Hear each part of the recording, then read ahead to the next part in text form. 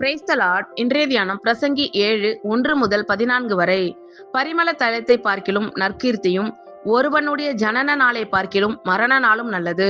விருந்து வீட்டுக்கு போவதிலும் துக்க வீட்டுக்கு போவது நலம். இதிலே எல்லா மனுஷரின் முடிவும் காணப்படும். உயிரோடு இருக்கிறவன் இதை தன் மனதிலே சிந்திப்பான்.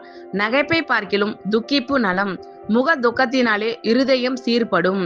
ஞானிகளின் இருதயம் துக்க வீட்டிலே இருக்கும். மூடரின் இருதயம் களிப்பு வீட்டிலே இருக்கும்.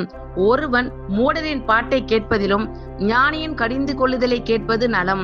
மூடனின் நகைப்பு பானையின் கீழ் எரிகிற முள்ளுகளின் படபடப்பை போல் இருக்கும். இதுவும் மாயையே. இடுக்கனானது ஞானியையும் பைத்தியக்காரனாக்கும். பரிதானம் இருதயத்தை கெடுக்கும்.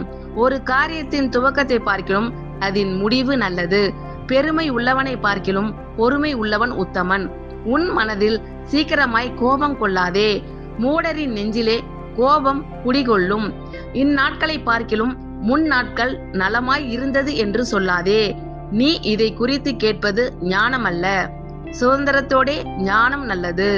சூரியனை காண்கிறவர்களுக்கு இதனாலே பிரயோஜனம் உண்டு. ஞானம் கேடகம், திரவியமும் கேடகம். ஞானம் தன்னை உடையவர்களுக்கு ஜீவனை தரும். இதுவே அறிவின் மேன்மை. தேவனுடைய செயலை கவனித்து பார். அவர் கோணலாக்கினதை நேர்மையாக்கத்தக்கவன் யார்? வாழ்வு காலத்தில் நன்மையை அனுபவித்திரு. தாழ்வு காலத்தில் சிந்தனை செய். மனுஷன் தனக்கு பின் வருவதொன்றையும் கண்டுபிடிக்காதபடிக்கு தேவன் இவ்விரண்டையும் ஒன்றுக்கொன்று எதிரடியாக வைத்திருக்கிறார். ஆமேன். கர்த்தர் உங்கள் அனைவரையும் ஆசீர்வதிப்பாராக. God bless you all.